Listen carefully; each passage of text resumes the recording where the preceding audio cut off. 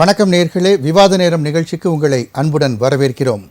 இன்று நாம் விவாதிக்கக்கூடிய தலைப்பானது மாநிலங்களவை தேர்தலும் அணிமாறும் கூட்டணி கட்சிகளும். தேமுதிகவுக்கு எம்பி பதவிக்கான வாக்குறுதி அளித்ததா அதிமுக? அன்புமணிக்கு கல்தா கொடுக்கும் அதிமுக சமரசம் செய்யுமா பிஜேபி? திமுக கூட்டணியில் நாடாளுமன்ற உறுப்பினராகும் நடிகர் கமல், வாய்ப்பை இழக்கும் வைகோ, வாக்குறுதியை காப்பாற்றும் திமுக என்ற தலைப்பில் தான் நாம் இன்று விவாதிக்க இருக்கிறோம்.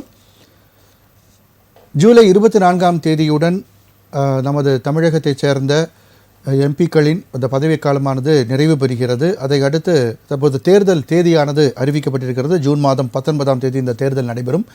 இந்த மேல்சபை எம்பிக்களுக்கான இந்த தேர்தலுக்கான வேட்புமனு தாக்கல் ஜூன் 2ஆம் தேதி தொடங்கி 9ஆம் தேதி வரை நடைபெறுகிறது. இந்த சூழ்நிலையில் இந்த எம்பி பதவியானது யார் யாருக்கு வழங்கப்படும் என்ற ஒரு பேச்சு இப்பொழுது அடிபட தொடங்கி இருக்கிறது. அதாவது திமுகவை நமக்கு ஏற்கனவே தெரியும், திமுகவிற்கு 133 எம்எல்ஏக்கள் இருக்கிறார்கள். அதே போன்று அதிமுகவிற்கு 66 பேர் இருக்கிறார்கள். ஒரு எம்பி சீட்டிற்கு 34 எம்எல்ஏக்களின் ஆதரவு தேவைப்படும். அதன்படி பார்க்கும்போது திமுகவிற்கான அந்த 4 எம்பிக்கள், அதே போன்று அதிமுகவிற்கு 2 எம்பிக்கள். ஏற்கனவே திமுக தரப்பில் இருக்கக்கூடிய வில்சன், சண்முகம், அப்துல்லா, வைகோ, அது மதிமுகவின் வைகோ அவர்கள் 4 எம்பிக்களுக்கான அந்த பதவிக்காலம் நிறைவு பெறுகிறது. இதில் யார் யார் நீடிப்பார் என்ற ஒரு கேள்வி இருக்கிறது. வில்சன் அவர்களும் அப்துல்லா அவர்களும் அங்கு நீடிப்பதற்கான சாத்தியக்கூறுகள் இருக்கிறது என்ற ஒரு விஷயமும் இருந்து வருகிறது. ஏற்கனவே மதிமுக தரப்பில் அவருடைய துரை வைகோ அவர்கள் எம்பியாக இருப்பதனால் மதிமுகவிற்கு எம்பி பதவி இந்த முறை கிடைக்காது, அந்த பதவி கமல் அவர்களுக்கு வழங்கப்படும் என்றும் தெரிகிறது. சண்முகம் அவர்களுடைய பதவி யாருக்கு வழங்கப்படும் என்ற ஒரு கேள்வி இருக்கிறது. காங்கிரஸிற்கும் ஒரு சீட் வழங்கப்பட வேண்டும் என்ற பேச்சுவார்த்தைகள் சென்று கொண்டிருப்பதாகவும் தகவல்கள் வருகின்றது. எனவே அந்த பதவி யாருக்கு வழங்கப்படும் என்ற ஒரு கேள்வி இருக்கிறது. அதே போன்று அதிமுகவை பொறுத்தவரை சந்திரசேகரன், அன்புமணி, பாமகவின் அன்புமணி அவர்களுக்கு அந்த சீட் வழங்கப்பட்டிருந்தது. தற்பொழுது மீண்டும் பாமகவிற்கு அந்த சீட் வழங்கப்படுமா? ஏற்கனவே தேமுதிகவிற்கு ஒரு சீட் கொடுப்பதாக எடப்பாடி பழனிசாமி அவர்கள் சொன்னார் என்று கூறப்பட்டது. ஆனால் அதில் சர்ச்சை நீடித்து வருகிறது. சொன்னார் சொல்லவில்லை என்ற மாதிரியான ஒரு பேச்சுக்கள் பிரேமலதா அவர் கூறினார். அது பற்றி பின்னர் அறிவிக்கப்படும் என்றும் தெரிவித்திருந்தார். ஸோ அந்த மாதிரி அதிமுகவில் அது யாருக்கு வழங்கப்பட போகிறது? பாரதிய ஜனதா சார்பிலும் 4 எம்எல்ஏக்கள் இருக்கிறார்கள். அண்ணாமலை அவர்களை முன்னிறுத்தி அவருக்கு அந்த ஒரு சீட் வழங்கப்படுமா என்ற ஒரு கேள்வியும் இருக்கிறது. இவ்வாறாக இந்த மாநிலங்களவை தேர்தல் ஒரு மிகப்பெரிய ஒரு கேள்வியை ஏற்படுத்தி இருக்கிறது. யார் யாருக்கு அந்த சீட்டுகள் வழங்கப்படும்? ஏனென்றால் 2026 தேர்தலை ஒட்டிய கூட்டணிகளும் தற்பொழுது கிட்டத்தட்ட நிறைவு பெற்றிருக்கின்றன. இன்னும் மாற்றங்கள் நிகழலாம், அது வேறு பக்கம் இருந்தாலும் கூட தற்போதைய சூழலில் இந்த கூட்டணி கட்சிகளுக்கு இணக்கமான சூழல் ஏற்பட்டு யார் யாருக்கு எம்பி பதவிகள் வழங்கப்படும், ஏற்கனவே கொடுத்த வாக்குறுதிகள் படி வழங்கப்படுமா என்ற கேள்விகள் இருக்கிறது. அது பற்றி நாம் இன்று விவாதிக்க இருக்கிறோம். விவாதத்திற்கு செல்லும் முன் நமது விருந்தினரை வரவேற்போம். முதலாவதாக இணையம் வழியாக நம்முடன் இணையும் மூத்த பத்திரிகையாளர் திரு ராகவன் அவர்களை வரவேற்போம். வணக்கம் சார். வணக்கம். அரங்கில் நம்மோடு இணையும் வழக்கறிஞரும் அரசியல் விமர்சகருமான திரு ராஜீவ்காந்தி அவர்களை வரவேற்போம். வணக்கம். அரசியல் விமர்சகர் டாக்டர் பூபதி ஜான் அவர்களை வரவேற்போம். வணக்கம். வலதுசாரி சிந்தனையாளர் சாய் சுதாகர் அவர்களை வரவேற்போம். வணக்கம். என்னுடைய கேள்வியை சாய் சுதாகர் சார் உங்கள்கிட்டருந்தே துவங்குறேன். சொல்லுங்கள் சார், அதாவது இன்னைக்கு நம்ம பாரதிய ஜனதா மாநில தலைவர் அவர்கள் நயினா நாகேந்திரன் பேட்டி கொடுக்கும்போது அவற்றையும் இந்த கேள்வி வைக்கப்பட்டது. அண்ணாமலை அவர்களுக்கு சீட்டு வழங்கப்படுமா அப்படின்ற ஒரு கேள்வி வைக்கப்பட்டது. பொறுத்திருந்து பார்ப்போம் அப்படின்னு சொல்லியிருக்காரு. ஒட்டுமொத்தமாக இந்த தேர்தல் சூழல், அதாவது யார் யாருக்கு எம்பி சீட் வழங்கப்படும் என்பது பற்றி உங்களுடைய முதல் சுற்று கருத்தை சொல்லுங்கள் சார். நான் என்ன பேசுறது, நாங்கள் எல்லாரும் பேச வேண்டியது நீங்களே பேசிட்டீங்க. அப்புறம் நம்ம என்ன பேசுறது? ஓகே, இப்போது இங்கே 6 சீட்டு, அசாம்லேயே 2 சீட்டு, ஸோ மொத்தம் 8 சீட்டு வேக்கண்ட் ஆகுது. அதுக்காக இங்கே சில நிபந்தனைகளோடு பழைய முன்ன காலகட்டத்தில் இந்த அலையன்ஸ் எல்லாம் ஃபார்ம் ஆயிருக்கு அப்படின்னு ஒவ்வொரு கட்சி தரப்பிலும் பேசப்படுது. பட் முடிவில் பார்க்கணும். நீங்கள் சொன்னீங்க பாஜக சீட்டு கேட்பாங்களான்னு. கேட்கலாம். ஏன்னா நீங்கள் மாநில அந்த இதில் ராஜ்யசபாவில் பார்த்தீங்கன்னா பாஜகவுக்கு 99 தான் ஸ்ட்ரென்த் இருக்குது. அவங்க இதர கூட்டணி கட்சிகளோடு சேர்ந்து தான் அந்த சிம்பிள் மெஜாரிட்டி வந்திருக்கு. அவங்களுக்கு பெரும்பான்மையான மெஜாரிட்டியும் கிடையாது. அதனால் கேட்கலாம், கேட்க வாய்ப்பு இருக்குது. ஏன்னா இப்போது சமீபத்தில் பிரிஞ்சிருந்து திரும்பவும் சேர்ந்துருக்காங்க. அதனால் கேட்கலாம். அண்டு நீங்கள் திரு அன்புமணியை பற்றி பேசுனீங்க. அவருக்கு இந்த முறை வாய்ப்புகள் கொஞ்சம் குறைவு தான். ஏன்னா அவங்க இதில் பாஜக கேட்பாங்க, அவங்களுக்கும் அந்த சீட்டை நம்மளே வச்சுக்கலாம் அப்படின்னு கண்டிப்பாக அவங்களும் நினைக்கக்கூடும். ஏன்னா அடுத்த ஒரு வருஷம் இந்தியாவில் ரொம்ப முக்கியமான காலகட்டம். இப்போ நவம்பரில் பீகாரில் எலெக்ஷன், அடுத்த மே மாதம் பார்த்தீங்கன்னா கரெக்டாக ஒரு வருஷத்தில் 4 மாநிலத்தில் எலெக்ஷன் வருது. வெஸ்ட் பெங்கால், அசாம், கேரளா, தமிழ்நாடு. ஸோ இந்த 5 மாநிலத்தினுடைய தேர்தல் முடிவுகள் தான் அடுத்த 29 நாடாளுமன்ற தேர்தலுக்கு ஒரு முன்னோடியாக கண்டிப்பாக இருக்கும். ஏன்னா 5 மாநிலத்தில் தேர்தல், 5 முக்கியமான மாநிலங்கள். பீகாரில் பாஜக கூட்டணி ஆட்சியில் இருக்குது. அஸ்ஸாமில் 3வது முறையாக ஆட்சி பண்ணிக்கிட்டு இருக்காங்க. வெஸ்ட் பெங்காலில் ஒரு முறை கொஞ்சம் அதிகமான சீட்டுகள் பெற்று திரும்பவும் கொஞ்சம் பின்னடைவு ஏற்பட்டிருக்கு. கேரளாவில் கொஞ்சம் முன்னேற்றம் அடைகிற வாய்ப்பு இருக்குது. அண்ட் தமிழ்நாட்டில் முக்கியமாக பார்த்தீங்கன்னா இப்போ பரவலாக கருத்து கணிப்புகள் நடத்தப்படுகிறது. அது ரொம்ப ஏர்லி ஸ்டேஜ் தான். பட் அதில் பார்க்கும்போது யார் எத்தனை சீட்டுகள் போட்டியிட போகிறாங்கன்னு கூட காமிக்காம ஜென்ரலாக மக்கள்கிட்ட பேசும் பொழுது ஓரளவுக்கு அதிமுக எத்தனை இடங்கள் பெறுமோ அந்த அளவுக்கு பாஜகவும் பெறுவதற்கு வாய்ப்பு இருக்கு அப்படின்னு தான் கருத்து கணிப்பு காமிக்குது. ஸோ இதெல்லாம் வச்சு பார்க்கும் பொழுது 2 விஷயம் நடக்கக்கூடும். அதிமுக அந்த 2 சீட்டும் அவங்களுக்காக பயன்படுத்தி கொள்ளலாம். இல்லை பிஜேபியிலிருந்து கொஞ்சம் அழுத்தம் அதிகமாக வந்தால் அது பாஜகவுக்கு கொடுக்கும். அதுலயும் ஒரு சர்ச்சை இருக்கு. அவர் ஒரு சீட்டு அந்த ஒரு வாக்குறுதி கொடுத்தாரா கொடுக்கலையா அப்படின்ற ஒரு கேள்வி. இல்ல அதுக்கு அவர் தெளிவா சொல்லிட்டார், அந்த மாதிரி வாக்குறுதி கொடுக்கப்படவில்லை அப்படின்னு அவர் சொல்லிட்டார். அதை பத்தி பேச வேண்டிய அவசியம் கிடையாது. அடுத்த அவங்களுடைய கோரிக்கையை இவர் ஏத்துக்கிட்டு அது நடந்தாதான் அதுல வாய்ப்பு இருக்கு. ஏன்னா அவர் ரொம்ப தெளிவா முதல்ல கேட்கும் பொழுதே அதை ரொம்ப தெளிவா சொல்லிட்டாரு, அந்த மாதிரி ஒரு வாக்குறுதி இல்லை அப்படின்னு அவர் சொல்லிட்டார். Okay sir. ஸோ அந்த பக்கம் பார்த்தீங்கன்னா கண்டிப்பா திரு வைகோ அவர்களுக்கு நீங்களே சொல்லிட்டீங்க, அவருக்கு வாய்ப்பு கம்மி. ஏன்னா அவங்க திரு கமல்ஹாசன் அவர்களுக்கு ஒரு வாக்கு கொடுத்துருக்காங்க. 24 நாடாளுமன்ற தேர்தலில் எங்களுக்கு பிரசாரம் பண்ணும் பொழுது நாங்கள் உங்களுக்கு ஒரு ராஜ்யசபா சீட்டு கொடுக்குறோம் அப்படின்னு அவங்க ஒரு வாக்குறுதி கொடுத்துருக்காங்க. ஸோ அதன்படி அந்த வாக்குறுதியை காப்பாற்ற வேண்டும் என்றால் அவர் முதன்முறையாக பாராளுமன்றத்தில் கால் எடுத்து வைக்கிறதுக்கு அந்த வாய்ப்பு ரொம்ப பிரகாசமாக தான் இருக்கு. ஸோ அதனால இந்த தேர்தல் நான் சொன்னேன் இல்லையா, ஒரு வருஷம் அவருடைய இடம் தான் யாருக்கு போகுதுன்னு அவங்க டிசைட் பண்ணணும். இப்போ அவங்களுக்கும் ஒரு கஷ்டமான காலகட்டம் தான். பார்த்தீங்கன்னா ஒரு 4-5 மாதம் முன்னாடி வரைக்கும் திமுக சாதனை படைக்கும், 2வது முறையாக தமிழ்நாட்டில் தொடர்ந்து சாதனை படைக்கும், 200 விட்டுருங்க, சாதனை படைக்கும் அப்படின்னு ஒரு காலகட்டத்தில் அப்படிதான் தோணுச்சு. அவங்க நல்லா தான் போயிட்டு இருந்தாங்க. பட் இப்போ இந்த கடந்த 4-5 மாசமாக தொடர்ந்து நடந்த நிகழ்வுகள், அந்த மந்திரிகள் பேசிய பேச்சுக்கள், அவங்க மேல் வழக்குகள் அண்ட் நீதிமன்றத்தில் 2 மந்திரிகள் மேல நடவடிக்கை எடுக்க வேண்டும் அப்படின்னு அந்த பிரஷர். ஒரு ஆறுதல் அளிக்க விதமா இருக்கு இல்லையா சார்? இப்போ டாஸ்மாக்ல நீதிமன்றம் இடைக்கால தடை விதிச்சது அவங்களுக்கு சார் இடைக்கால தடை எதுக்கு விதிச்சிருக்காங்கன்னா அவங்க கிட்ட எக்ஸ்பிளனேஷன் கேட்டிருக்காங்க. நீதிமன்றத்தில் என்ன சொல்லியிருக்காங்க, நீங்க ஒரு தனி மனிதர் செய்த குற்றத்துக்கு அந்த அரசு செஞ்ச குற்றம் மாதிரி பார்க்க கூடாது அப்படின்னு. இப்போ ஒரே ஒரு கேள்வி, திரு கேஜ்ரிவால் அவர்கள் தவறு பண்ணாரான்றது போயிட்டு இருக்கு. எது விசாரணை போயிட்டு இருக்குது. ஆனா ஜாமீன் கொடுக்கறதுக்கே 2 வருஷம் ஆச்சு இல்ல, அவரு ஜெயில தானே இருந்தாரு. அண்ட் அது ரொம்ப காலதாமதமாகுது. அது கூட அவர் குற்றம் செய்யவில்லைன்னு சொல்லி ஜாமீன் கொடுக்கல. நிறைய விட்னஸ் இருக்கு, அதுக்கு கால அவகாசம் தேவை. அதனால அவ்வளவு நாள் அவர் வந்து சிறையில் இருக்க வேண்டியது இல்லை அப்படின்ற ஒரு காரணத்துக்காக தான் அவர் வந்து விடுதலை பண்ணியிருக்காங்க. அதனால அவர் குற்றம் செய்யலைன்னு சொல்லல. அப்போ டெல்லி அரசாங்கம் தானே குற்றம் செய்து, உங்க ஊடகங்கள்லயே அதானே சொன்னாங்க, டெல்லி அரசாங்கம் குற்றம் செய்திருக்கிறதுன்னு தான் சொல்லுவாங்க.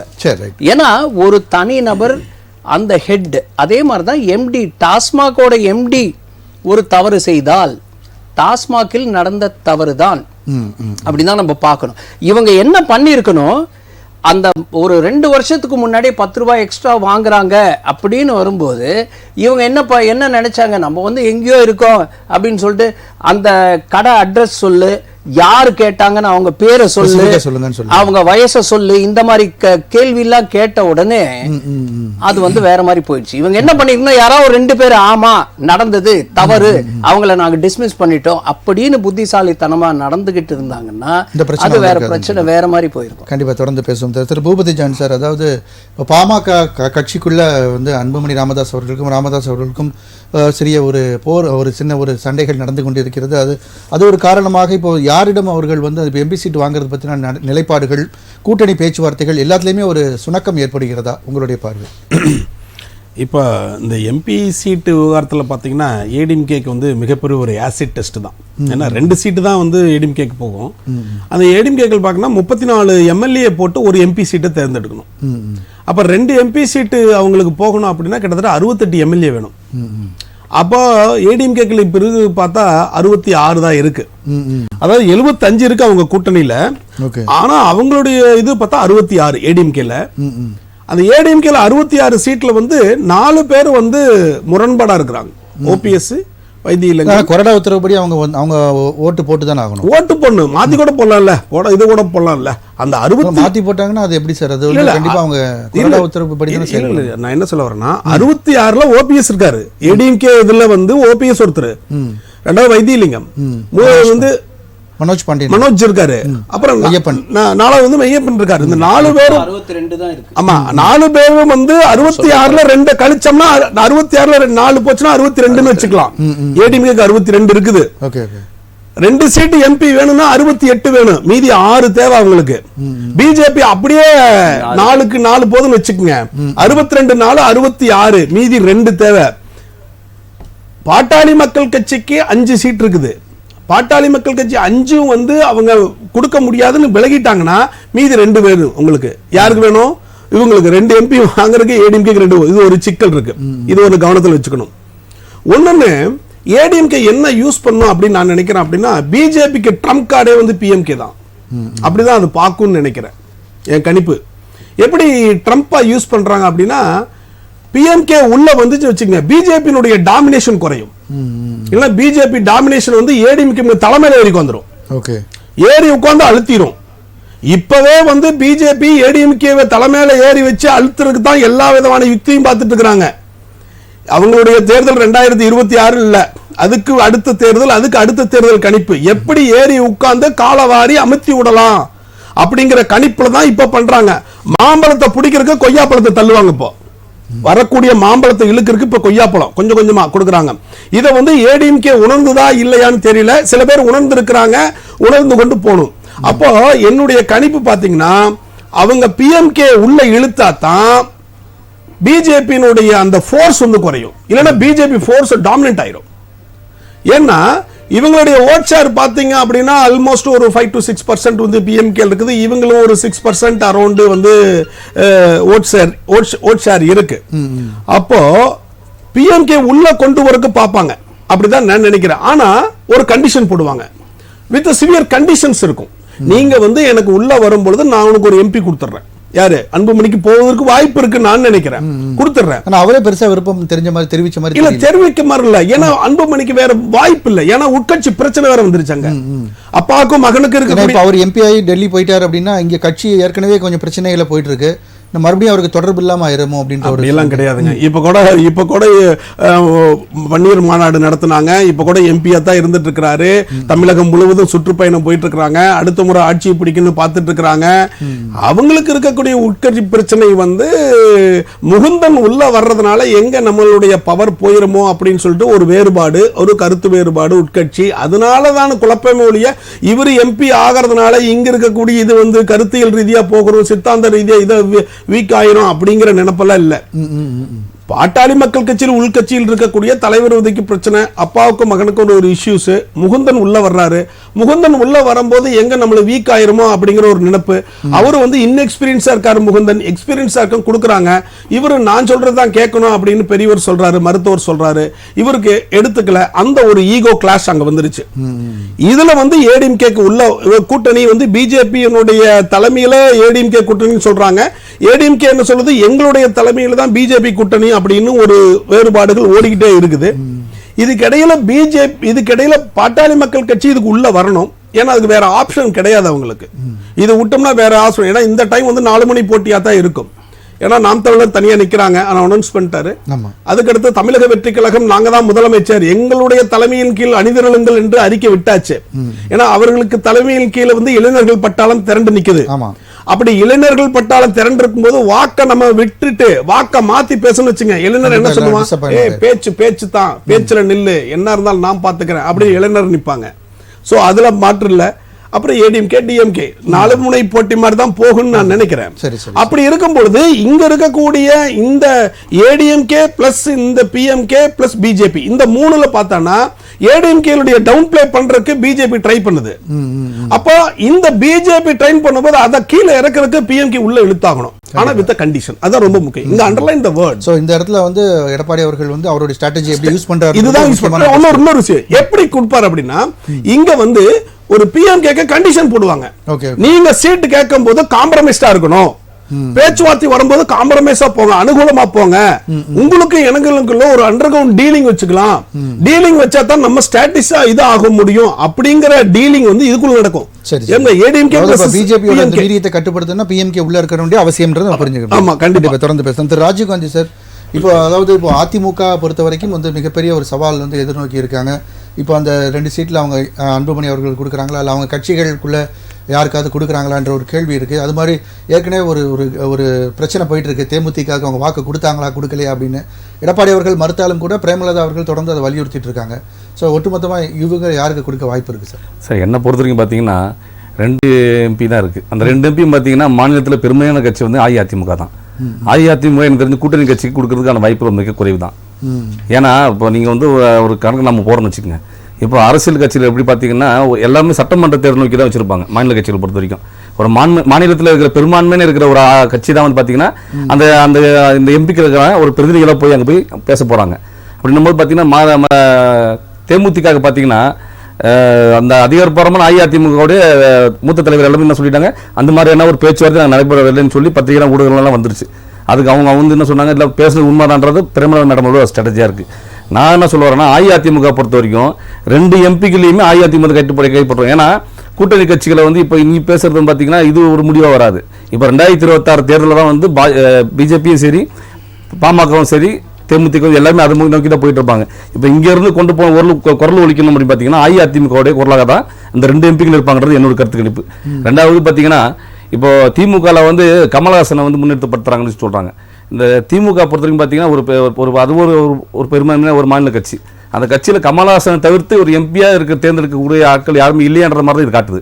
இல்லை அவங்க வந்து ஆல்ரெடி முதல்ல வாக்கு கொடுத்தாங்க, கூட்டணி கொடுத்தாங்க. இன்னொரு முக்கியமாக பார்க்கும்போது கமல் அவர்களுடைய கட்சி வைஸ் பார்க்கும்போது அது எப்படி வீக் ஆகுனா, அவர் இந்த திமுக அதிமுக இதெல்லாம் எதிர்த்து தான் அவர் வந்து இந்த கட்சியை தொடங்கினார். இன்னைக்கு ஒரு எம்பிக்காக ஒரு காம்ப்ரமைஸ் ஆகிட்டாரா, உடச்சி வந்தார். ஆமாம், டிவியை அது சொன்ன அண்ணன் சொன்ன மாதிரி நம்ம வந்து பிக் பாஸ் இதை பார்க்கும்போது பார்த்தீங்கன்னா அதோட நிறைய சொல்லுவார். நான் வந்து பிக் பாஸ் கருத்து மூலமாக நான் அரசியல் பேசுறேன்னு தான் நிறைய சொல்லியிருக்காரு. நான் எனக்கு என்னென்ன கமலஹாசன் அது மேலே எனக்கு தனிப்பட்ட மேலே எதுவும் ஒருத்தவங்களாம் கிடையாது. நான் என்ன சொல்கிறேன், கமலஹாசனை தவிர்த்து அந்த திமுக கட்சியில் வந்து யாருமே வந்து பிரதிகளாக இருக்கிற அளவுக்கு இந்த மாதிரி இல்லையான்ற திமுக கட்சியே கிடையாது. இருக்கட்டும், கூட்டணி கட்சியாக இருந்தது நான் சொல்கிறேன். பெரும்பாலான கட்சி நான் சொல்கிறேன் அதிமுக அந்த 2 எம்பிகளை அதிமுக கைப்பற்றுன்றது என்னோட அனித்தரமான ஒரு கருத்து. திமுகவில் அந்த இருக்கிற அந்த பெரும்பான்மை இருக்கிற எம்பிக்கள் தேர்ந்தெடுக்கிறதுல திமுகவில் அந்த கட்சியில் இருக்கிற யாருமே இல்லையா? ஏன்னா இது கமல்ஹாசன் கொடுக்குற அளவுக்கு நம்ம திமுக போயிடுச்சுன்றது தான் என்னுடைய வருத்தமாக இருக்கு, வேற ஒன்றும் கிடையாது. இல்லை அதான் சார் சொல்ல வராங்க, பிரச்சாரம் பண்ணும்போதே அவங்க ஏற்பட்ட உடன்பாடு முன்னாடியே அறிவிக்கணும். சரி, ஓகே. இருந்தாலும் உங்களுடைய கருத்தை நீங்கள் சொல்கிறீங்க. கண்டிப்பாக திரு ராகவன் சார், இப்போ வைகோ அவர்கள் மாதிரி ஒரு மிகப்பெரிய ஒரு நீண்ட நெடிய அனுபவம் கொண்ட ஒரு பார்லிமெண்டேரியன் அவருக்கு இந்த முறை வாய்ப்பு இல்லை அப்படின்றது உள்ளபடி நீங்கள் எப்படி பார்க்குறீங்க? ஒட்டுமொத்தமாக உங்களுடைய கருத்தை சொல்லுங்கள் சார். எனக்கா கேள்வி? Yes sir, Raghavan sir. அதாவது திமுக கூட்டணியைச் சேர்ந்த அப்துல்லா, சண்முகம் மற்றும் வில்சன், வைகோ, மதிமுகவை சேர்ந்த வைகோ, இந்த 4 பேரும் இப்ப அவருடைய பதவி காலியாகும். இதுல அதிக வாய்ப்பு யாருக்குன்னா என்ன பொறுத்த வரைக்கும் அப்துல்லாக்கும் வில்சனுக்கு கண்டிப்பா கொடுப்பாங்க. சண்முகத்துக்கு கிடைக்காது, ஏன்னா அவர் வயசாயிட்டு அவர் வேண்டாம்னு நினைக்கிறாங்க. ஓகே. அதே போல வைகோக்கு வாய்ப்பு இல்லை. அதுக்கு 2 காரணங்கள். ஒண்ணு, அவருடைய மகன் துரை வைகோ ஏற்கனவே நாடாளுமன்ற உறுப்பினராக இருக்காரு. 2வது, வைகோக்கு இப்ப கொஞ்ச நாளாக இந்த ஹெல்த் இஷ்யூஸ்லாம் இருக்கு. அதனால அவருக்கு வாய்ப்பு ரொம்ப கம்மி தான். அவர் என்னைக்கு மதிமுக தனி கட்சி ஆரம்பிச்சு அவர் ஒரு காலத்துல திமுக போடுவார்னு சொன்னாங்க. அவர் திமுக கூட்டணியில மீண்டும் யாரை எதிர்த்து அவர் கட்சி ஆரம்பிச்சாரோ அதே கட்சியில ஐக்கியமாயிட்டாரு. அப்படி இருக்கிறத அவரை பெருசா எல்லாம் நினைக்க மாட்டாங்க. மதிமுக வைகோங்கிற போர்வால் இப்ப மழுங்கிடுச்சு, அதனால அவருக்கு சான்ஸ் கிடையாது. அதே நேரத்துல அதிமுக பொறுத்த வரைக்கும் அதிமுக எடப்பாடி பழனிசாமி இந்த தடவை கொஞ்சம் புத்திசாலி சிரமமா செயல்படுவார்னு நினைக்கிறேன். ஏன்னா அவர் 2 இடம் உங்களுக்கு கண்டிப்பா உண்டு. அந்த 2 இடத்தையுமே அதிமுக வேட்பாளர்கள் தான் வரணும்னு அவர் நினைப்பார். அது காரணம் என்னன்னாக்க,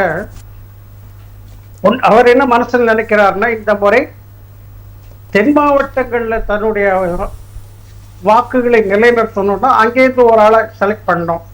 அது ஒரு இளைஞராக கூட இருக்கலாம். இல்ல பரவலாக என்னன்னாக்கா ராஜ் சத்யன் பேர் அடிபடுது, அவருக்கு கிடைக்க வாய்ப்பு இருக்கு. ஒண்ணு. இந்த பக்கம் வட மாவட்டங்கள்ல ஒருவேளை ஜெயக்குமாருக்கு கிடைக்க வாய்ப்பு இருக்கு.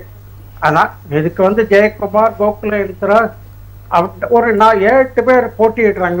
விந்தியாக்கெல்லாம் கிடைக்காது. சும்மா அப்படியே ஒரு ஜெயக்குமார் அவருக்கு போல ஜெயக்குமார் அவர்கள் மகனுக்கா செய்தி பரபரப்பு தான் விந்தியாவுக்கு கிடைக்கும் அப்படி இப்படின்னு ஊடகங்கள் செய்தியில ஒரு நாள் பரபரப்பு தான். அது கண்டிப்பா அதுக்கெல்லாம் இடம் கொடுக்க மாட்டாரு. ஆனா சீனியர் ஒருத்தருக்கும் புதுமுக ஒருத்தருக்கும் சீட்டு கொடுத்து அதை வெற்றி பெற வைத்து அவர்களுக்கு, அதாவது தன்னுடைய நிலையை இபிஎஸ் வலுப்படுத்துவார். ஒரு சீட்டு கண்டிப்பா உறுதி. 2வது சீட்டு எப்படின்னு கேங்க, 2வது சீட்டுக்கு தான் பாஜக ஆதரவு இருக்கு. பாஜக ஒருபோதும் நிச்சயம் அவங்களுக்கு சீட்டு கேட்க மாட்டாங்க இந்த தடவை. அதாவது பரவாயில்ல, அண்ணாமலைக்கா கேட்பாங்க, தமிழ்நாட்டுல ரெப்ரசன்ட் பண்ணி அப்படின்லாம் செய்திகள் உழவுது. அதெல்லாம் பேச்சுதான். நாகேந்திரனும் இணக்கமா போவோம் தான் சொல்லியிருக்காரு இன்னைக்கு. இல்ல, நயினார் நாகேந்திரன் என்ன சொல்றாருனாக்க, அதை பத்தி மேலிட முடிவு செய்யும் அப்படின்னு தான் சொல்றாரு. ஏன்னா அண்ணாமலை முதல் விஷயம் என்னன்னா, எடப்பாடி தயவுல எம்பி ஆறத அண்ணாமலை விரும்ப மாட்டார். ஒண்ணு. 2வது விஷயம், பிஜேபி ஏதாவது அழுத்தம் கொடுத்து அண்ணாமலை சொன்னா, அண்ணாமலைக்கு சீட் கேட்டா அதுக்கு இபிஎஸ் கண்டிப்பா ஒத்துக்க மாட்டார். இது அடுத்தது வரும். தேமுதிக பாமக 2 கட்சியில யாக்கா கொடுக்கலாம் அப்படிங்கிற மாதிரி இருக்கு. ஆனா தேமுதிக ஏற்கனவே ஒரு சீட் தரேன்னு சொல்லியிருக்காரு.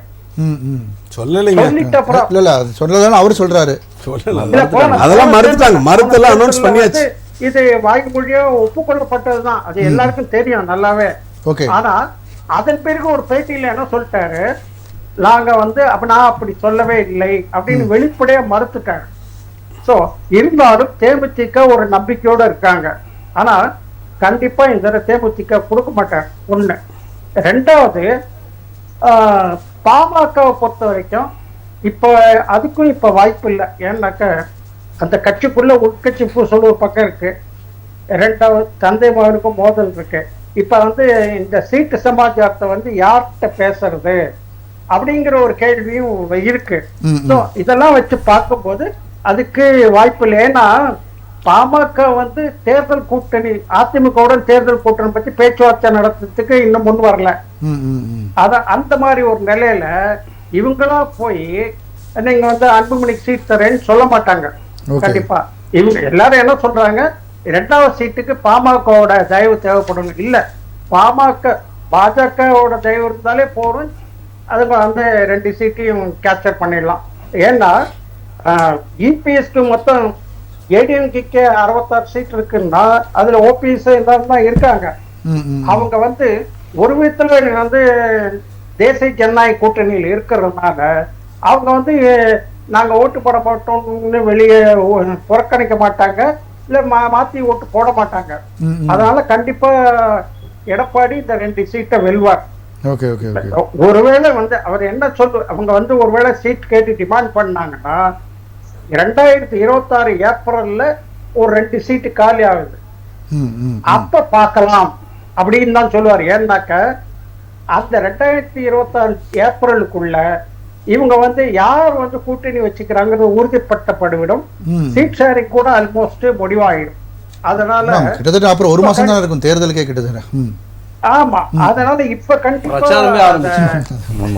இப்ப கண்டிப்பா எந்த முடிவும் எடுக்க மாட்டார் அப்படிங்கறத என்னுடைய கருத்து. கண்டிப்பா சார், நம்ம தொடர்ந்து பேசலாம் சார். இப்போ ஏடிஎம்கே வந்து ஏடிஎம்கே அலையன்ஸில் இப்போ பிஜேபி இருக்குன்னா பிஎம்கே உள்ளே இருக்க வேண்டிய ஒரு தேவை இருக்குது அப்படின்னு சொல்கிறாங்க. அப்படிங்கும்போது அது வந்து ஏடிஎம்கே அமுக்குவதற்கான ஒரு வேலையை தான் வந்து பிஜேபி செஞ்சிட்டு இருக்கு ஆல்ரெடி. ஸோ அதை காப்பாற்றணும்னா பிஎம்கேவுடைய தேவை இருக்குது அப்படின்னு சொல்லி ஜான் சார் சொல்கிறாங்க. இல்லை, இதில் 2 விஷயம் பார்க்கணும்.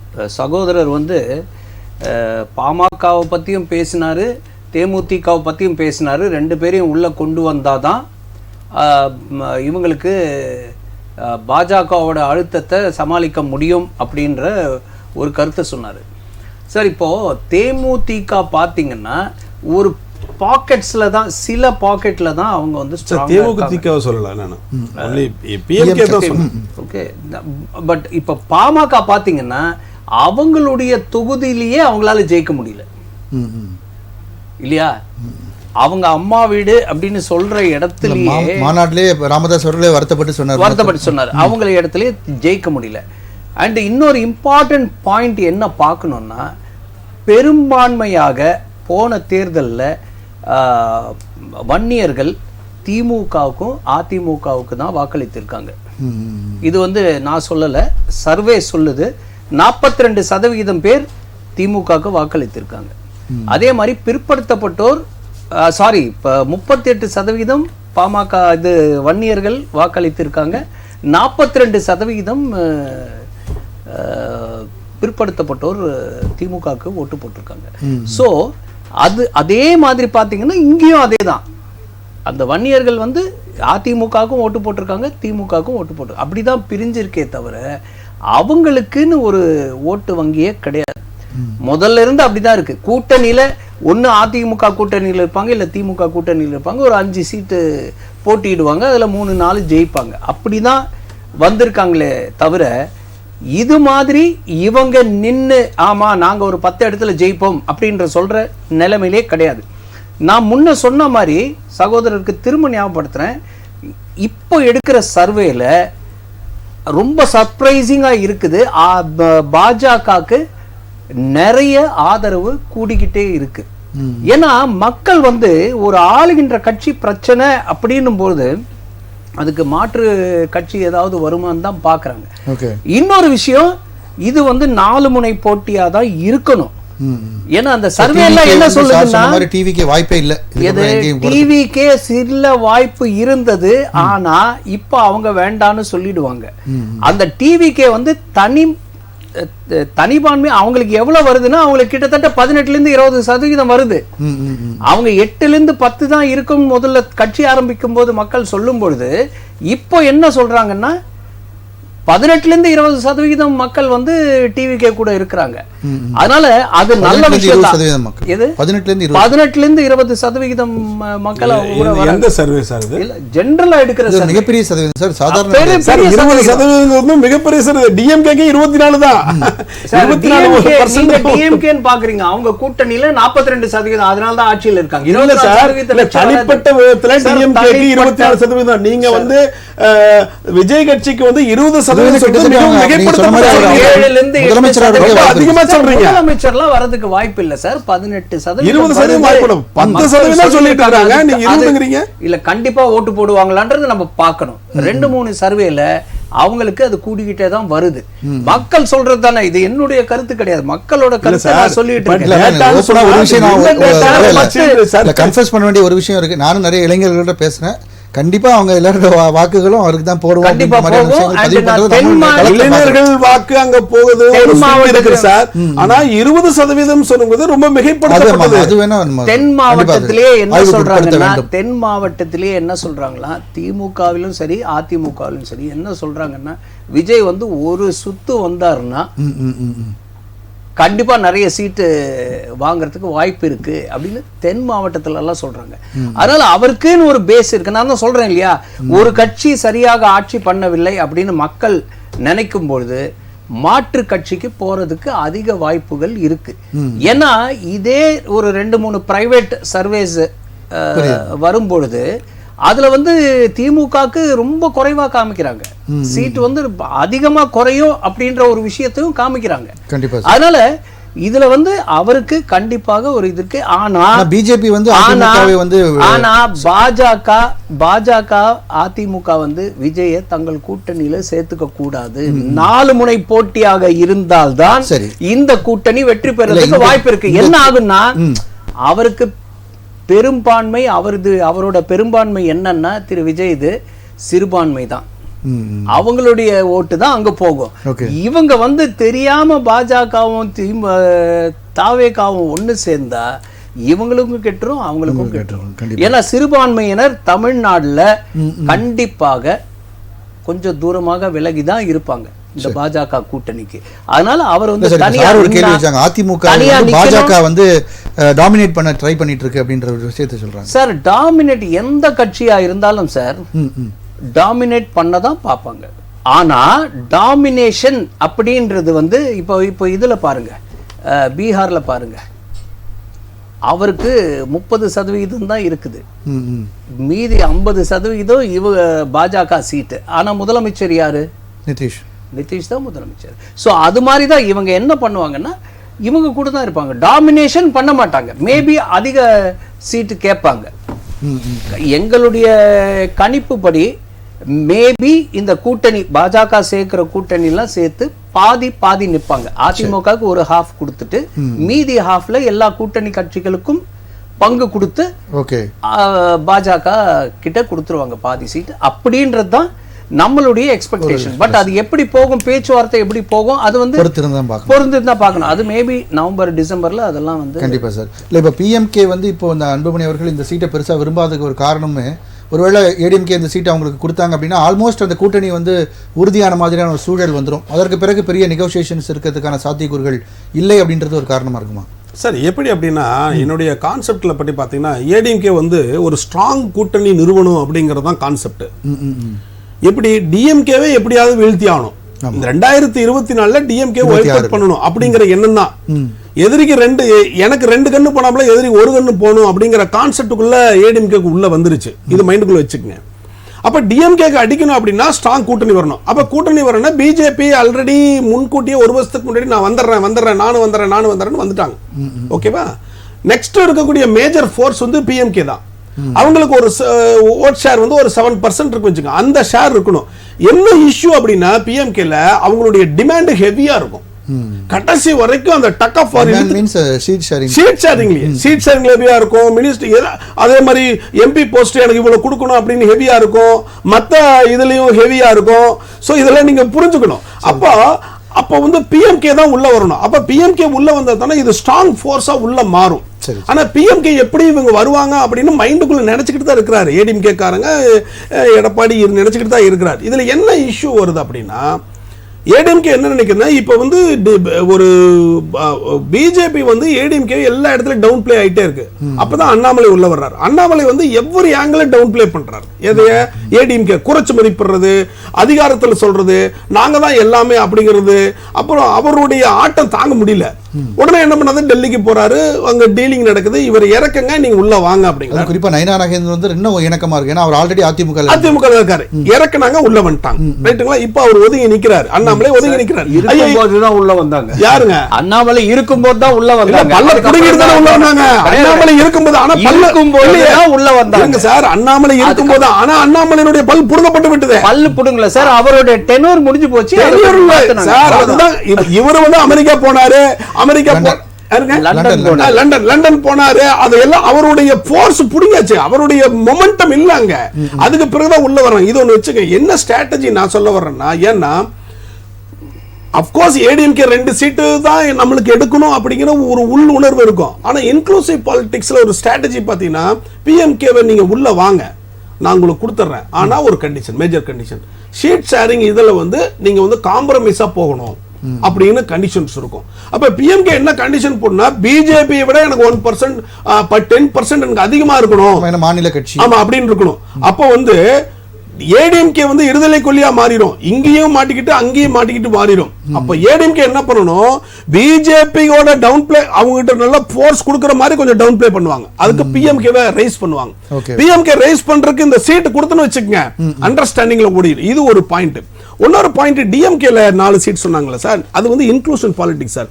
இப்பவே டிஎம்கேல என்ன ஒரு கான்செப்ட் ஓடிட்டு இருக்குன்னா, ஆட்சியிலும் பங்கு அதிகாரத்திலும் பங்கு, அந்த கோரிக்கையை விட்டுக்கிட்டே இருக்கிறாங்க. எல்லாரும் பண்ணிட்டு இருக்கு.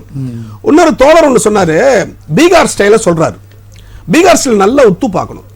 நிதிஷ்குமார் வந்து வாக்கு வந்து குறைவான சீட்ல தான் ஜெயிக்கிறாரு, லோ பர்சன்டேஜ். ஆனா அவருக்கு சிஎம், பிஜேபி அதிகமா ஜெயிக்குது. அவருக்கு வந்து கிடைக்கல. அங்க வந்து பிரைம் சீஃப் மினிஸ்டர் போஸ்ட் எடுக்கல. இதுல எப்படி தெரியுங்க, ஹோல்சேல் டீலர் இருக்குங்க. ஹோல்சேல் டீலர் பார்த்தா இந்தியா ஃபுல்லா அவன் வந்து ஆட்சி நடத்தணும், ஆனா லெஸ் மார்ஜின் போடுவான். ஆனா யார் டீலரா இருப்பான்? ஹோல்சேல். அவன் தான் டாப் டீலர், அவன் தான் மேஜர் டீலர். சப் டீலர் ஓடுறது இல்ல, மேஜர் டீலர் மேஜர் இந்தியா ஃபுல்லா, ஆனா மார்ஜின் கம்மி. இந்த கான்செப்ட் தான் வேகம். அப்போ இவங்க என்ன பண்ணுவாங்க, இந்த ஒரு கான்செப்ட் தான் சொல்றாங்க. பீகாரை பார், நாங்கள் அதிகமாக இருந்தாலும் யாரு கொடுத்தோம், நிதிஷ் கொடுத்தோம், கொடுத்துட்டோமா இல்லையா? அதே மாதிரி பார், இங்கேயும் வந்து எங்க அதிகமாக இருக்கிறோமோ நான் உங்களுக்கு வாய்ப்பு கொடுக்கிறேன் அப்படின்னு சொல்லி ஹோல்சேல் டீலரை அவன் எடுத்துக்குவான். இங்கதான் இந்த கான்செப்ட் தான் பார்க்கணும். இது 2வது மேட்ரு. 3வது மேட்ரு டிஎம்கேக்கு வர்றாங்க. டிஎம்கே 4 சீட் கொடுத்திருக்காங்கல்ல சார். சார் இன்க்ளூஷன் பாலிடிக்ஸ் தான் சார். இதுல ஒன்னு அப்துல்லா சார் கொடுப்பாங்க. ஏன்னா அவர் வந்து முஸ்லிம்ஸ் சிறுபான்மையினருக்கு இதுக்காக கொடுப்பாங்க. ஒன்னு வந்து டிஎம்கே எடுத்துக்கும், ஒன்னு வந்து கமலுக்கு போயிடுச்சு, மீதி ஒண்ணு. அந்த ஒண்ணு வந்து யாருக்கு போறது அப்படிங்கறது, எதர் வைகோவுக்கு போறதா இல்ல அவங்க டிஎம்கே ஒன்னு எடுத்துக்குமா? இதுதான். அந்த டிஎம்கே எடுத்தோம்னா ஒரே ஒரு காம்ப்ரமைஸ் வந்து வில்சன் இருக்கிறாரு, அவருக்கு கொடுக்கலாமா இல்லையான்னு என்னுடைய கணிப்புப்படி பார்த்தா அது திருப்பியும் ஒரு இவங்களுக்கு தான் போகும்னு நினைக்கிறேன். ஏன்னா வைகோவுக்கு தான் போகும் மாதிரி வாய்ப்பு இருக்கு. ஏன் அப்படி, என்ன அப்படி அப்படின்னா, இதுக்கு முன்னாடியே 2024 இந்த தேர்தல் கூட, நாடாளுமன்ற தேர்தலில் கூட பேச்சுவார்த்தையில் கூட எங்களுக்கு ஒரு எம்பி சீட் வேணும்னு சொல்லிட்டு தான் எம்டி நம்ம மதிமுக அவங்க வந்து கோரிக்கை வச்சிருக்கிறாங்க. அதுக்கு ஓகே தான் சொல்லியிருக்கிறாங்க.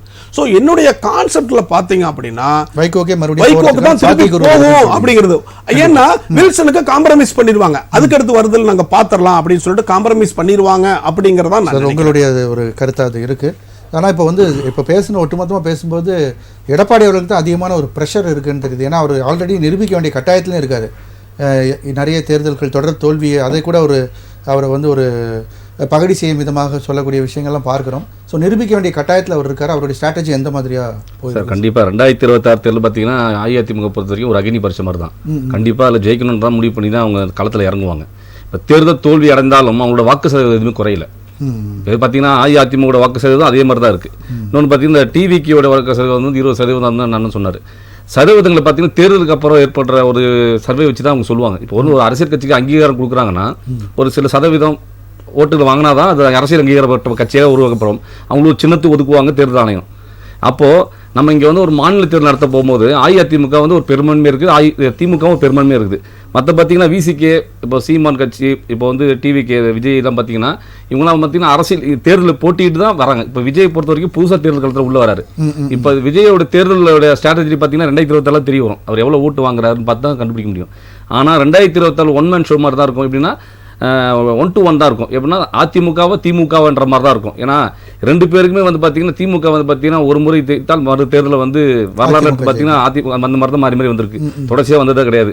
அதை பற்றி வந்து நிறைய பேர் பரவலாக என்ன சொல்கிறாங்கன்னா அடுத்து வந்து அதிமுக தான் வரும்ன்ற மாதிரி சொல்கிறாங்க. சில வந்து கருத்துக்கள் எப்படி மாறுன்றதுன்னு ஒரு வருஷம் இருக்குது. அந்த ஒரு வருஷத்தில் இந்த திமுக அரசு எந்த அளவுக்கு மக்களை வந்து கவர்கிறது, எந்த அளவுக்கு வந்து திட்டங்களை வந்து செயற்படுத்த வச்சு தான் வந்து உள்ள வருவாங்க.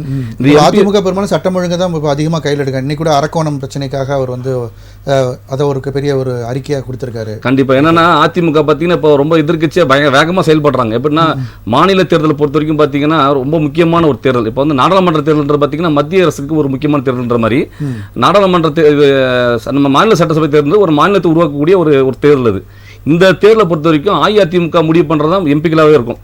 எம்பிக்கள் இப்போ 2 பேர் முடிவு பண்ணுறாங்கன்னா இப்போ என்ன பண்ணுவாங்கன்னா கூட்டணி கட்சியில் கொடுத்துட்டாங்கன்னா இவங்களுடைய பிரசன்டேஷனை வந்து நம்ம நாடாளுமன்றத்தில் கட்ட சொல்ல முடியாது. அப்போ 1-to-1 இருக்க மாட்டாங்க, ரெண்டையுமே வந்து அதிமுக கை போட்டுருவாங்க. அந்த பக்கம் பார்த்தீங்கன்னா திமுகவில் பார்த்தீங்கன்னா வைகோ அண்ணன் சொன்னார், வைகோ அண்ணன் வந்து பழைய முன்னாடி மாதிரியான ஒரு சீரும் புலியாக வந்து முன்னாடி அவர் பேச்சுக்கெல்லாம் பார்த்தீங்கன்னா பல இளைஞர்களை வந்து மாநில இப்போ 40 MP இருக்காங்க, தமிழ்நாடு நலன் சார்ந்த எல்லா விஷயத்தையும் கொண்டு வந்துட்டாங்களா சார்? இல்லை, எனக்கு தெரிஞ்சு 40 MP பேசுகிறாங்கன்னாவே தெரியல. எனக்கு தெரிஞ்சு பார்த்தீங்கன்னா நாடாளுமன்றத்தில் இல்லை தமிழ்நாடு நலன் சார்ந்த எல்லா பிரச்சனையும் கொண்டு எங்க இருந்து கொண்டு வந்துட்டாங்க? பிரச்சனையை கொண்டு வந்துட்டாங்க. பிரச்சனை இல்லை, தீர்வுகளை கொண்டு வந்துட்டாங்க. அதிகமாக தேவைப்படுது, அவங்க ஒழிக்கணும்னு சொல்றீங்க. குரல் என்னை பொறுத்தவரைக்கும் நாடாளுமன்றத்தில் இருக்கிறவங்க இந்த 40 பேரை வந்து அதிமுக சார்பாக போட்டிட்டவங்க எல்லாரும் தோல்வியடைந்து புதுசாக ஒரு திமுக இருந்து எல்லாரும் போனாங்க.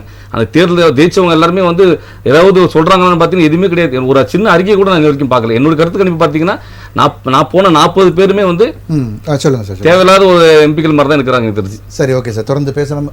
ராகவன் சார், அதாவது இப்போ இந்த அணிகள் மாறுவதற்கான சாத்தியக்கூறுகள் எதுவும் இருக்கா சார்? இப்போ இந்த எம்பி தேர்தலை ஒட்டியோ அல்லது அந்த தேர்தலை ஒட்டியோ 2026 தேர்தலை ஒட்டியோ? இல்ல, இப்போதைய சூழ்நிலையில அணி மாறதுக்கான வாய்ப்பே இல்லை. ஏன்னா திமுக கூட்டணி இன்டாக்டா இருக்கு. ஏடிஎம்கே பொறுத்த வரைக்கும் அதிமுக பாஜக கூட்டணி இருக்கு. தேமுதிக என்ன செய்ய போகுது, பாமக என்ன செய்ய போகுது, இன்னும் புரியாத சூழ்நிலை.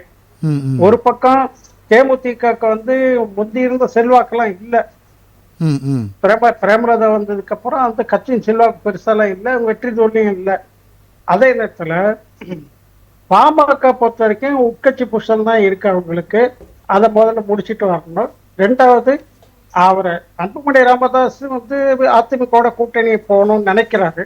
ஆனா ராமதாஸ் வந்து திமுக கூட்டணி போகணும்னு நினைக்கிறாரு. ரெண்டுமே அதுக்கு வந்து 10.5% வந்து ஒருவேளை இன்னும் ஒரு வருஷம் காலகட்டம் இருக்கு. இதுக்கடையில திமுக நிறைவேற்றி பிஎம்கே அவங்க உள்ள இழுக்கிறதுக்கு முயற்சி பண்ணுவாங்களா? இடஒதுக்கீடு பிஎம்கே உள்ள வந்து விசிகே வெளியே போயிடும் அவங்க வந்து, அதனால அவங்க விசிகே நழுவ விட மாட்டாங்க. பாமகவை சேர்த்துக்கிறதுதான் லேட் பண்ணுவாங்க அவங்களுக்கு.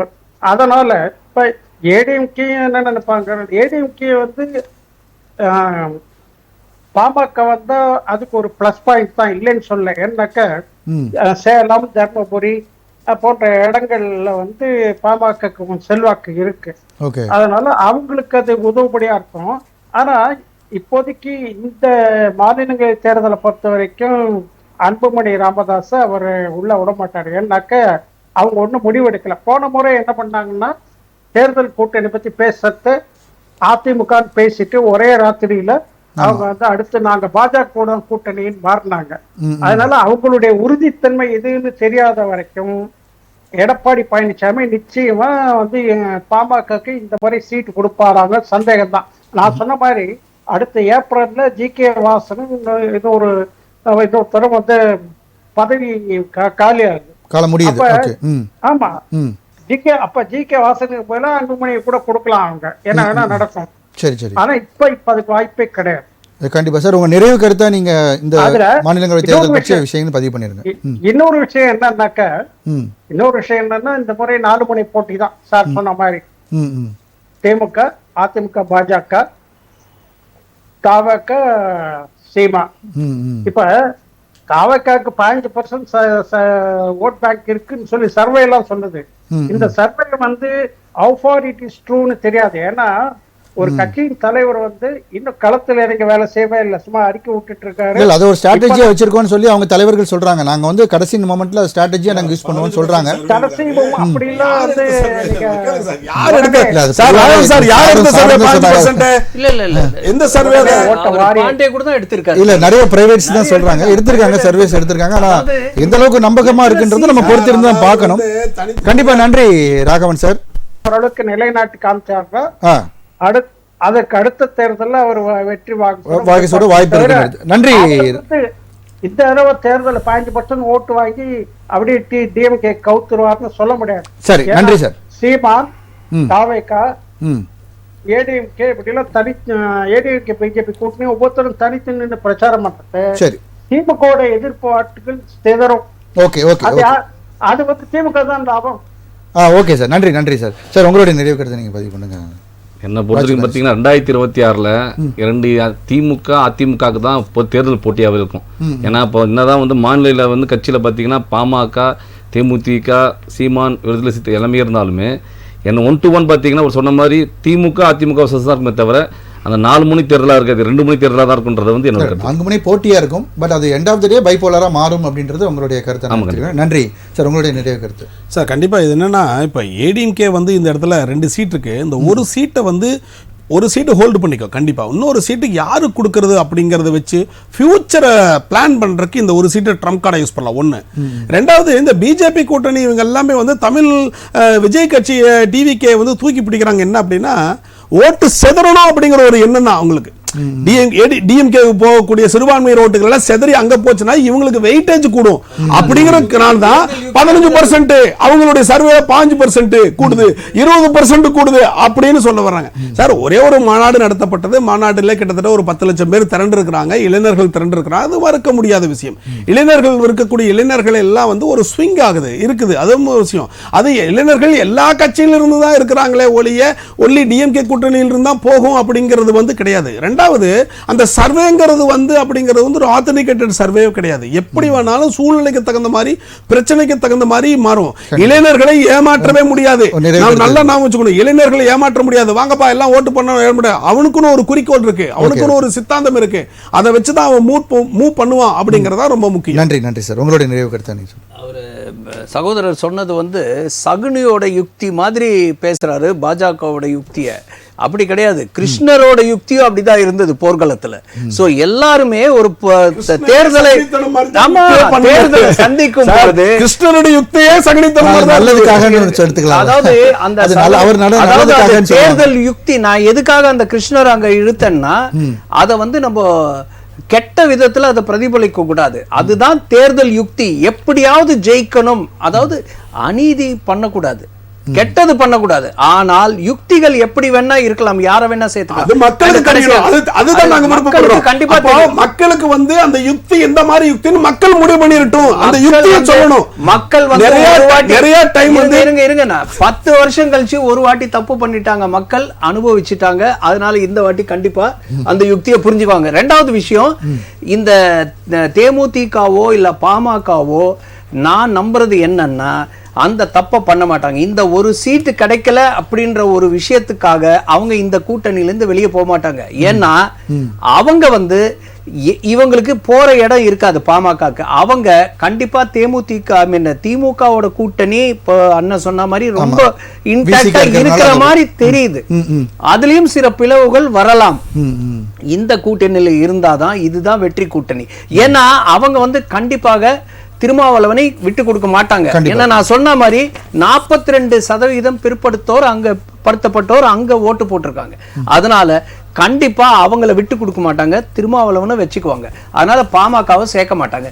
இவங்க வந்து யார் பெத்த பிள்ளையோன்னு நிப்பாங்க இங்க இருந்து வெளியே போனாங்க. அதனால புத்திசாலித்தனமா இந்த கூட்டணியிலேயே இருந்து சகோதரர் சொன்ன மாதிரி அடுத்த தேர்தல்ல அதிக சீட்டு வாங்குறதோ இல்ல இன்னொரு அடுத்த சீட்டு காலி ஆகும் போது வருதோ அந்த மாதிரி கண்டிஷன் போட்டுக்கிட்டு இந்த வாட்டி எல்லாரும் இங்க ஒன்னா இருந்தால் இதுல யாருன்னா வெளியே போனா அதிமுகக்கோ பாஜகவுக்கோ நஷ்டமே கிடையாது.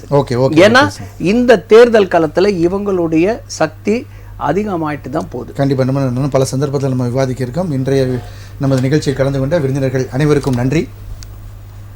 மீண்டும் ஒரு விவாத நேரம் நிகழ்ச்சியில் சந்திப்போம் நேயர்களே. நன்றி, வணக்கம்.